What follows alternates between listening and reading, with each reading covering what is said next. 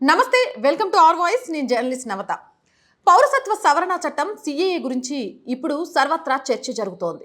దేశంలోని కొన్ని చోట్ల ఈ చట్టానికి వ్యతిరేకంగా, మరికొన్ని చోట్ల మద్దతుగా ప్రదర్శనలు జరుగుతున్నాయి. అసలు ఈ చట్టం రాజ్యాంగ వ్యతిరేకమని, ముస్లింలకు వ్యతిరేకమని కొందరు అంటుంటే అవన్నీ కేవలం అపోహలని చాలా మంది సమాధానమిస్తున్నారు. పౌరసత్వ సవరణ చట్టం ఎందుకు, ఏమిటి అనేది పూర్తి వివరాలను ఈ వీడియో ద్వారా నేను మీకు అందించే ప్రయత్నం చేస్తాను. ఇక నెహ్రూ లియాఖత్ అలీ ఒప్పందం. ఈ ఒప్పందం గురించి మనందరికీ తెలిసిందే. తమ దేశాల్లోని మైనారిటీ వర్గానికి రక్షణ కల్పించాలని భారత్ పాకిస్తాన్ల మధ్య జరిగిన ఒప్పందమే ఇది.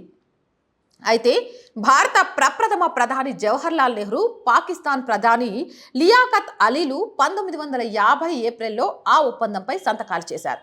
ఆ ఒప్పందంలో ఏముంది అంటే, శరణార్థులకు ఎలాంటి హాని తలపెట్టకూడదు, ఎత్తుకుపోయిన స్త్రీలను, దోచుకున్న సొత్తును తిరిగి ఇచ్చేయాలి, బలవంతపు మత మార్పిడులకు గుర్తింపు ఇవ్వరాదు, మైనారిటీల హక్కులను కాపాడాలి. ఇలా ఒప్పందం కుదిరినా పాకిస్తాన్ మాత్రం దానికి విరుద్ధంగానే వ్యవహరించింది. తమ దగ్గర ఉన్న దళితులను భారత్కు వెళ్లకుండా అడ్డుకుంది. దాని గురించి ఏం మాట్లాడారో తెలుసా? వాళ్ళు వెళ్ళిపోతే కరాచీలో వీధులు, మూత్రశాలలు ఎవరు శుభ్రం చేస్తారు? ఇది మాట్లాడింది అప్పటి ఆ దేశ ప్రధాని లియాఖత్ అలీ. భారత్ హై కమిషన్ని ప్రశ్నించాడు. అక్కడున్న వాళ్ళని తీసుకెళ్తా అంటే వాళ్ళు వెళ్ళిపోతే అక్కడ బాత్రూమ్లు గడగడం కానీ, వీధులు కానీ ఎవరు ఉడుస్తారని మాట్లాడాడట. చేసుకున్న ఒప్పందం ఏంటి, వాళ్ళు ప్రవర్తించిన తీరేంటి? పౌరసత్వ సవరణ చట్టం గురించి ఇప్పుడు సర్వత్రా చర్చ జరుగుతోంది. దేశంలోని కొన్ని చోట్ల ఈ చట్టానికి వ్యతిరేకంగా, మద్దతుగా ప్రదర్శనలు జరుగుతున్నాయి. ఈ చట్టం రాజ్యాంగ వ్యతిరేకమని, ముస్లింలకు వ్యతిరేకమని కొందరంటుంటే అవన్నీ కేవలం అపోహలని చాలా మంది సమాధానమిస్తున్నారు. దేశ విభజనే మూలం. 1947లో మనకు స్వతంత్రం వచ్చింది, కానీ దేశం ముక్కలైంది కూడా. విభజనను ఎట్టి పరిస్థితుల్లోనూ ఒప్పుకునేది లేదన్న కాంగ్రెస్ నాయకులంతా చివరికి ముస్లిం లీగ్ మొండి పట్టుదలకు తల ఉంచారు. దానితో తూర్పు పాకిస్తాన్, పశ్చిమ పాకిస్తాన్లు ఏర్పడ్డాయి. రాత్రికి రాత్రి లక్షలాది మంది హిందువులకు భారత్ పరాయి దేశం అయిపోయింది. తాముంటున్న ఆ దేశంలో వారు మైనారిటీలుగా మారారు. అనేక మంది భారత్కి తరలి వచ్చారు, కానీ కొంతమంది అక్కడే ఉండిపోయారు. అలాంటి వారందరికీ రక్షణ కల్పించడమే కాక సుఖశాంతులతో కూడిన జీవనాన్ని కలిగించడం తమ బాధ్యత అంటూ గాంధీజీ, నెహ్రూ వంటి నాయకులు గట్టిగానే చెప్పారు. అప్పటిదాకా భారతదేశంలో అందరూ కలిసి ఉన్నారు. ముక్కలు కాగానే ఆ ముక్కలైన దేశాలలో హిందువులంతా మైనారిటీలుగా మారిపోయారు. అక్కడ ఉండలేక కొంతమంది వచ్చేస్తే అక్కడే కొంతమంది ఉన్నా కూడా మైనారిటీలు అయ్యారు. అప్పటిదాకా కూడా అందరూ సమానంగా ఉండే 1947 ఆగస్టు 15న తన ఉపన్యాసంతో జవహర్లాల్ నెహ్రూ రాజకీయ సరిహద్దుల మూలంగా మన నుండి వేరుపడిపోయిన మన సోదరీమణులు ఈ సంతోష సమయాన్ని మనతో పంచుకోలేకపోతున్నారు. వాళ్ళు ఎప్పటికీ మనవాళ్లే, వారి బాగోగులు ఎప్పటికీ మనవే అని అన్నారు. 15 నవంబర్ 1950లో పార్లమెంటును ఉద్దేశించి మాట్లాడుతూ ఆయనే విభజన సమయంలో ఇక్కడికి వచ్చిన వారందరికీ పౌరసత్వం ఇవ్వాల్సిందే, అందుకు చట్టపరమైన అడ్డంకులు ఏమైనా ఉంటే చట్టాన్ని సవరించాల్సిందే అని గట్టిగా నొక్కి వక్కానించారు. 26 సెప్టెంబర్ 1947న మహాత్మా గాంధీ కూడా ఇలా అన్నారు.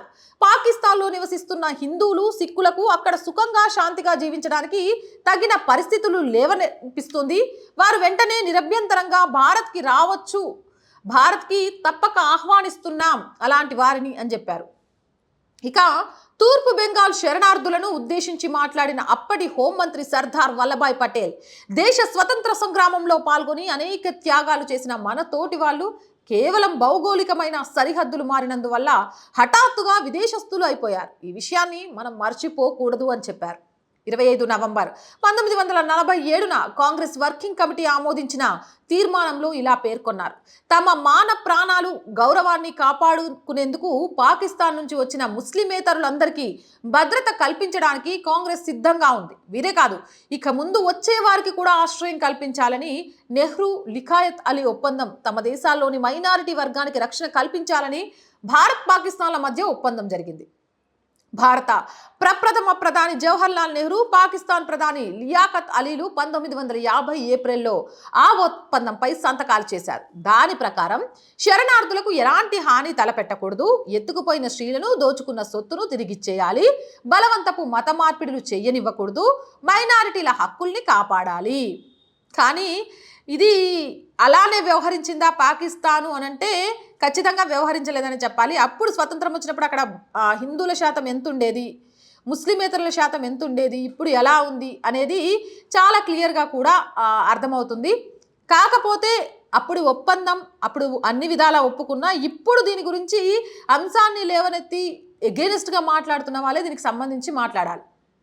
ఇక మైనారిటీలపై మారణకాండ, ఇస్లామిక్ ఛాందస్తవాదం పెరగడం, పాకిస్తాన్ బంగ్లాదేశ్లు ఇస్లామిక్ రిపబ్లిక్లుగా ప్రకటించుకోవడంతో ఆ రెండు దేశాల్లో మైనారిటీలపై దాడులు, అణచివేత పెరిగిపోయాయి. బలవంతపు మత మార్పిడులు, మైనర్ బాలికల అపహరణ, ప్రార్థనా మందిరాల విధ్వంసం, మత దూషణకు పాల్పడ్డారంటూ దాడి చేసి చంపేయడం ఇలాంటివి నిత్య కృత్యమయ్యాయి. ముస్లిమేతరుల జీవితాలు దుర్భరంగా మారాయి. వారి సంఖ్య క్రమంగా తగ్గిపోయింది. 1947లో పాకిస్తాన్ ఏర్పడే నాటికి అక్కడి హిందువుల సంఖ్య మొత్తం జనాభాలో 15%. కానీ 1998 వచ్చే నాటికి ఈ సంఖ్య 1.6% పడిపోయింది. 1951లో బంగ్లాదేశ్లో ముస్లిమేతర జనాభా 22%. అది 2011 నాటికి 9.5% తరిగిపోయింది. ఆఫ్ఘనిస్తాన్లో కూడా ఇదే పరిస్థితి. 1970 నాటికి అక్కడ ముస్లిమేతరుల సంఖ్య 7.7 లక్షలుంటే 2017 నాటికి కేవలం 7,000 మంది మాత్రమే మిగిలారు. విపరీతమైన అణచివేతకు గురైన హిందువులు పెద్ద సంఖ్యలో భారత్కి తరలి వచ్చారు. అలా పాకిస్తాన్, బంగ్లాదేశ్ నుంచి వచ్చిన హిందూ శరణార్థుల్లో ఎక్కువ శాతం మంది దళితులే. ఆశ్రయం ఇవ్వాలనే వారు మాట మార్చారు. ఇలా శరణార్థులుగా వస్తున్న ముస్లిమేతరులకు, ముఖ్యంగా హిందువులకు ఆశ్రయం కల్పించడం భారత్ కనీస బాధ్యత అయింది. కాంగ్రెస్కి చెందిన నేతలు ఈ విషయాన్ని అనేక సార్లు అంగీకరించారు కూడా. 18 డిసెంబర్ 2003లో రాజ్యసభలో ప్రతిపక్ష నేతగా వ్యవహరించిన మన్మోహన్ సింగ్ ఈ శరణార్థులకు ఆశ్రయం కల్పించి పౌరసత్వాన్ని ఇవ్వాలంటూ అప్పటి ఎన్డీఏ ప్రభుత్వాన్ని కోరారు. ద్విజాతి సిద్ధాంతాన్ని సమర్థించి దేశ విభజనకు కారణమైన కమ్యూనిస్టులు కూడా పాకిస్తాన్, బంగ్లాదేశ్లలో ముస్లిమేతరుల అణచివేతను చూసి చలించిపోయారు.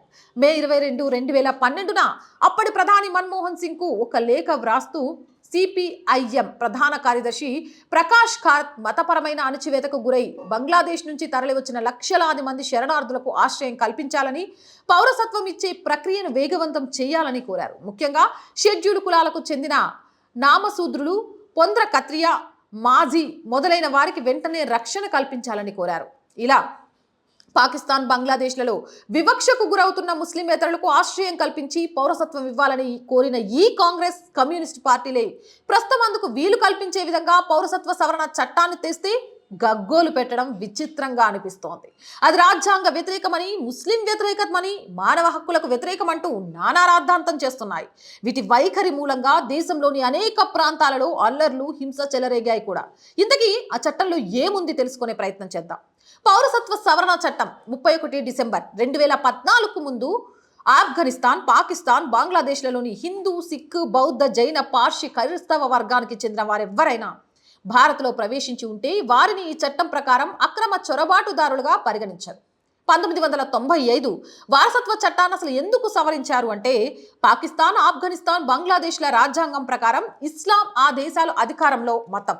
అందువలనే ఆ దేశాల్లో హిందువులు, సిక్కు, బౌద్ధు, జైన, పార్శ్య, క్రైస్తవ మతస్థులపై మతపరమైన అత్యాచారాలు సాగుతున్నాయి.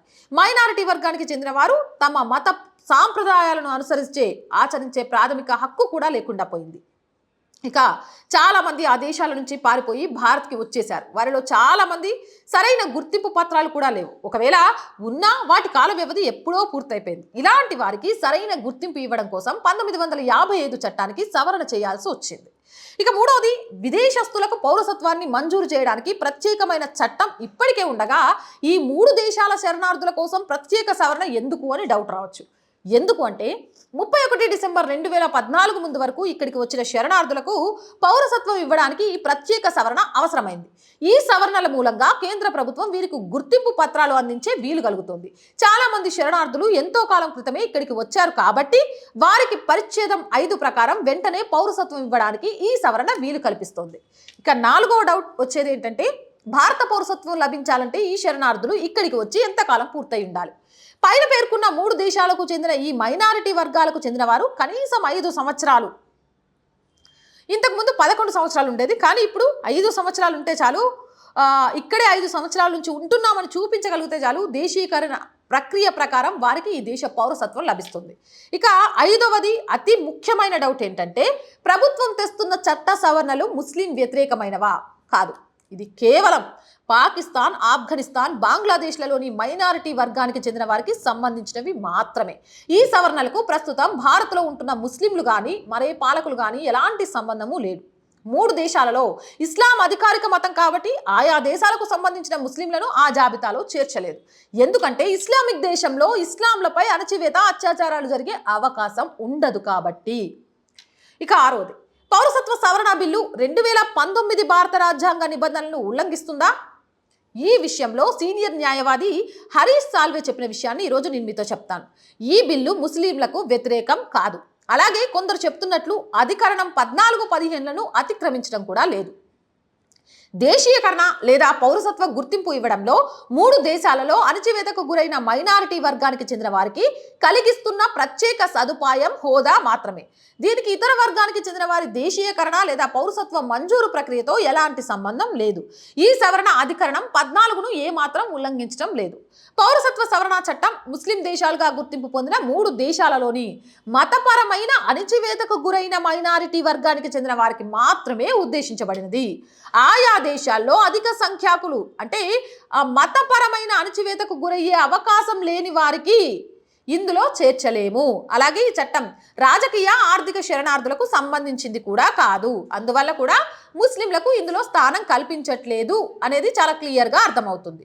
ఆరోపణలు అర్ధరహితం కాబట్టి పై విషయాలను పరిశీలిస్తే పౌరసత్వ సవరణ చట్టం కేవలం కొందరికి కొత్తగా పౌరసత్వాన్ని కల్పించడానికి ఉద్దేశించిందే కానీ ఎవరి పౌరసత్వాన్ని రద్దు చేయడం కోసం కాదని చాలా క్లియర్గా అర్థమవుతుంది. అలాగే ఈ చట్టానికి జాతీయ పౌర పట్టిక ఎన్ఆర్సీకి సంబంధం లేదని కూడా తెలుస్తోంది. సర్వోన్నత న్యాయస్థాన ఆదేశాల మేరకు కేంద్రం అస్సాంలో మాత్రమే జాతీయ పౌర పట్టిక ప్రక్రియను పూర్తి చేసింది. మిగిలిన దేశానికి సంబంధించి విధి విధానాలు ఇంకా రూపొందించలేదు. ఈ విషయాలను దృష్టిలో పెట్టుకుంటే సిఏఏ, ఎన్ఆర్సీల గురించి విపక్షాలు చేస్తున్న ఆరోపణలు, చేస్తున్న ఆందోళన అర్ధరహితమేంటో క్లియర్గా, స్పష్టంగా అర్థమవుతుంది. ఇప్పటికైనా సిఏఏకి సంబంధించి దుష్ప్రచారం ఎలా జరుగుతుంది, అపోహలేంటి, వాస్తవాలు ఏంటి అనేది చాలా క్లియర్గా అర్థమైంది కదా. ఇక్కడున్న ముస్లింలకి ఈ చట్టం ద్వారా ఎలాంటి ప్రాబ్లం రాదు. అక్రమంగా భారత్లోకి చొరబడ్డ 3 దేశాలకు సంబంధించిన ముస్లిమ్స్కి మాత్రమే. సో వాళ్ళు వెళ్ళిపోతే నిజంగా కూడా భారత ప్రభుత్వం మైనారిటీలకు అందిస్తున్న రిజర్వేషన్ ఫలాలు భారతదేశ ముస్లింలకి వాళ్ళ దగ్గరకు వచ్చి చేరతాయి. ఇక్కడ అత్యధిక మేలు జరిగేది నిజంగా ముస్లింలకే.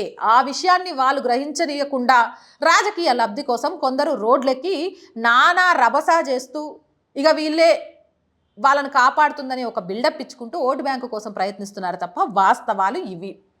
వాస్తవాలు మీ ముందు ఉంచడం కోసమే నా ఈ ప్రయత్నం. ఈ వీడియోపై మీ అభిప్రాయం ఏంటి అనేది కామెంట్ సెక్షన్లో తెలియజేయండి. ఇలాంటి మోర్ వీడియోస్ కోసం మన ఛానల్ని వెంటనే సబ్స్క్రైబ్ చేయండి. వీడియో నచ్చిందా లైక్ చేయండి, షేర్ చేయండి. అండ్ మీ అందరి సపోర్ట్, ఆదరణ, అభిమానం ఎప్పుడు మన ఛానల్ మీద ఇలాగే ఉంచండి.